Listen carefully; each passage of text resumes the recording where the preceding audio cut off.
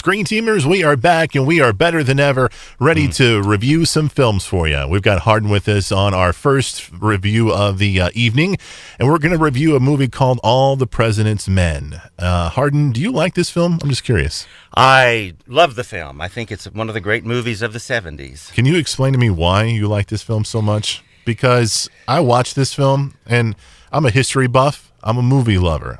Those are two things that I love. This movie has to do with A, being a movie, B, dealing with one of the pinnacle points of history. Right. But I found this movie to be so boring. So boring, Hardin. Why am I wrong? Well, I know there were no fist fights in it. There should have been. Yeah.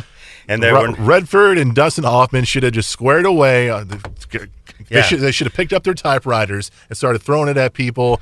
It would have been amazing. Yeah, I mean, I didn't see a drop of blood. I didn't see. It was very wordy. In fact, it was all. But to me, the tension was just palpable. Whatever that means. The tension, because you never knew what was. There was some tension that their lives were in danger and so forth. But anyway, you're asking me why that I. Yes.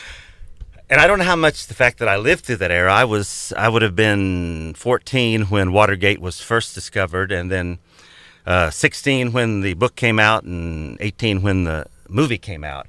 But when I saw the movie, I've seen for decades. I saw Redford and Hoffman and the picture of it, and I'd say for 20 or 30 years, I thought, I lived through it.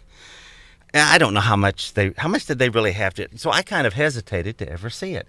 In fact, I did not see that movie until last year. Oh, really? First time I'd ever seen it. I had put it off because I thought, I don't know. It's going to be, I don't know. But I like it because I like the characters. I think it's supremely well acted, and it really is only about a 7-month period. I mean, Watergate could take a 5-night Ken Burns special to cover, but I like the fact that all the characters and all the actors did their roles perfectly, and it made me think: It was very close. I mean, like any movie, it's going to have some things that didn't really happen, but it was based on the book by Woodward and Bernstein, and I think people don't like history and all that. You may be a history buff, I am too. But this movie is a good jumping off point. Mm-hmm. You see, okay, I see the movie now. I'd like to know more about what really happened and so forth. But why one person likes the movie or not, I'm not really sure. Other than I just enjoyed the interactions and the but it was kind of tedious building up to what was happening. But I thrived on it. Who knows? So this movie was not boring to you. You would say the exact opposite of what I would say. No, in fact, it's about 2 hours and 15 minutes long, and when it ends, I think it's over. I want to see more. I want to see and it's because I like the guys. I wanted to see Woodward and Bernstein, Redford and Hoffman. I wanted to keep seeing what they were doing, and I realized, well, this is based on the 7-month period in the book, and that's all there is. Yeah. And I thought, I miss them now. They're gone. So maybe it's because I simply got into the characters and just kept wanting to see what they were doing. So we've got Robert Redford, who plays Bob Woodward. He is on the story from the very beginning. There was an arrest at the Democratic National Headquarters in Watergate, and he's on the case from the very beginning. He's trying to figure out what's going on. He's trying to make this story as big as possible, but he's not as experienced as not at all. No. as Bernstein. Bernstein, right? Played by Hoffman. Played by Dustin Hoffman. So Dustin Hoffman he's looking at his work and his pages, and is like, yeah, you could, not even saying anything to him, trying to rewrite it. Right. And he's like, listen, man, it's not that you did that you tried to rewrite it. It's the fact that you didn't even come to tell me, man. You didn't, the way you did it. So the way that you did it. So these two, unlikely friendship, but they come together and... Yeah, they weren't close friends, and they weren't the most experienced, and the publisher, the editor, he wanted to, at one point, replace them.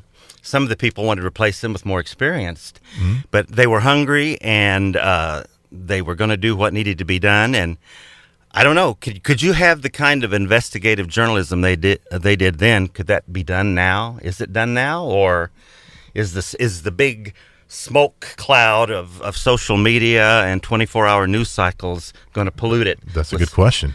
That's something when you watch the movie you think, could you do something like that now?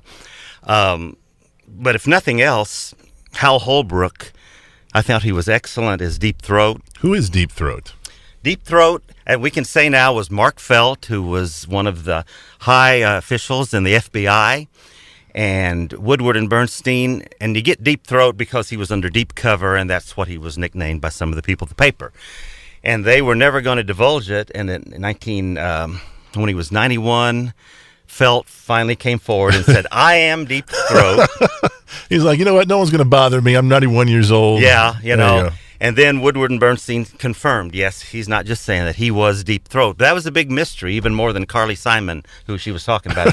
You're so vain, Right, which right. is Warren Beatty. But the big mystery of who was this mysterious guy that really helped crack the case. And, you know, Bernstein and Woodward weren't the only ones working on it. And that this was based on their book and their activities over the initial 7-month period. And so if you want to know more about Watergate, there's a whole lot more. And there were other people working on it and so forth. Yeah. But it was, to me, just the tremendous acting and the writing of that involved Hoffman and Redford and so forth. Well, you're not wrong, Hardin, because this movie did win 4 Academy Awards. It won Best Supporting Actor for Jason Robards, which I love Jason Robards, but I kind of felt like all he did was say, "You need more sources. Need more sources. I need more sources, That's guys." not enough. That's not enough. Okay, Yeah. that's all he did in the movie. But it also won Best Screenplay. It won Best Art Direction and Best Sound. So it definitely won some high awards for the Academy Awards. Hardin, it was just, this movie just went from, okay, typewriter, let's go to our source. All right, Yeah. I need you to tell me some stuff here. Well, you're going to have to figure it out for yourself. Okay, typewriter. Let's go to this source over here. Hey, yeah, I can give you just a little bit of information. Okay, we'll take it. No. Back to the typewriter. Not enough. We need more sources, guys. And that's why if you watch, you need to watch it again, you'll get more of the nuances. Do you know that the security guard in the movie that discovered the break-in was the real security guard? Oh, no, I did not know that. Yeah, the real security guard that discovered the real break-in was the actor in the movie. They put him in there to discover the fake. That's really cool. Because it happened right at the time and so forth. Yeah. Hardin, you're beaming about this movie. Well, I'm just beaming. thinking. I got something to say, and I'm not going to say it though, because I'd get in trouble. But we need that kind of investigative journalism. Some ways we need it now more than ever. I think a lot of people would agree with you on that. You know? There's a lot of fake news and stuff out there. I think people would itch to have it go back to that kind of movement. Right. But, I love the movie, but then later on that night, like today, I watched some scenes from the TV series The Punisher, people getting beat up and blood flying. And so See, there you go. I like a lot of different things. We should review that one.